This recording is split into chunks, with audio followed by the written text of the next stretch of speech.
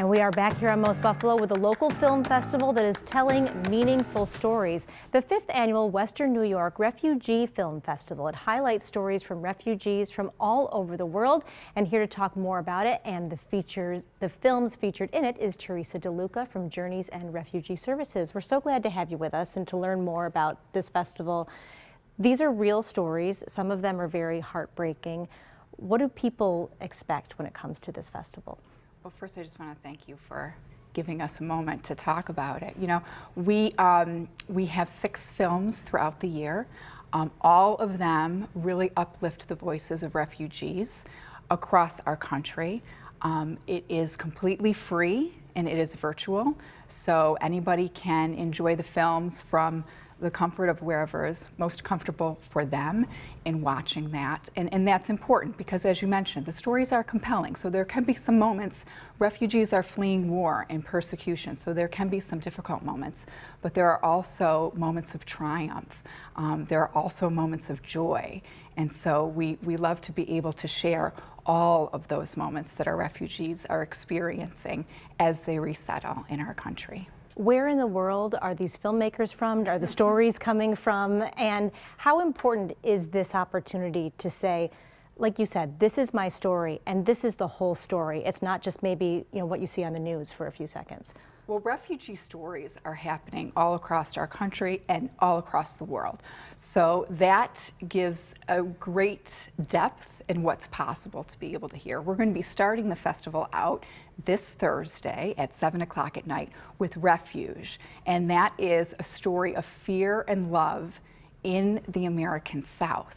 So this particular story is located in Clarkston, Georgia, which is the most diverse square mile because of resettlement in the United States.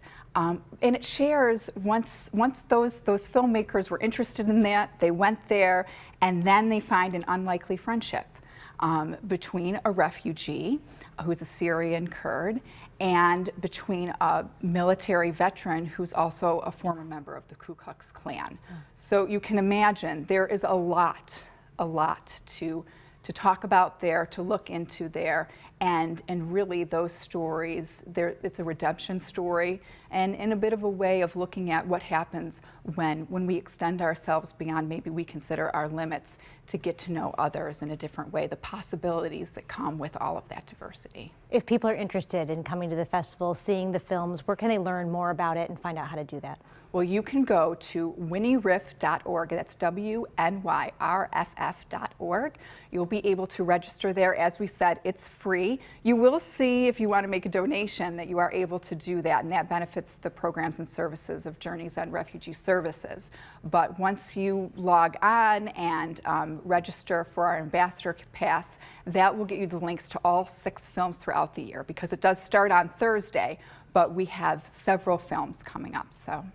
And I hope you'll join us. And just kind of quickly, why do you think it's important for people to kind of understand, or what is the one thing that you think people maybe get wrong or don't understand that they should know more about when it comes to that refugee experience?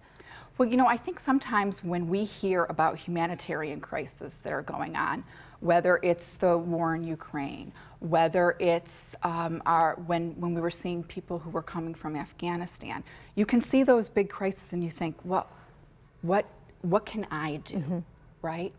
But oftentimes, once you start to learn their individual stories, you can see the things that are, they're universal among all of us. Right. We all want peace. We all want hope for our family and a bright future. We all want an opportunity to develop and share our talents, to be a vital part of our communities. And then we see here, once given that opportunity, how it can strengthen our economy. It strengthens so many ways, our schools, our communities, our workplaces. So it is, I think the more that we learn their stories, the more we can appreciate our own freedoms and opportunities that we have here too. It's a beautiful note to leave it on. Teresa, thank you so much for joining us. We so appreciate it, and the festival is happening this weekend. Yes. Thank you so much, and we have more to come here on Most Buffalo.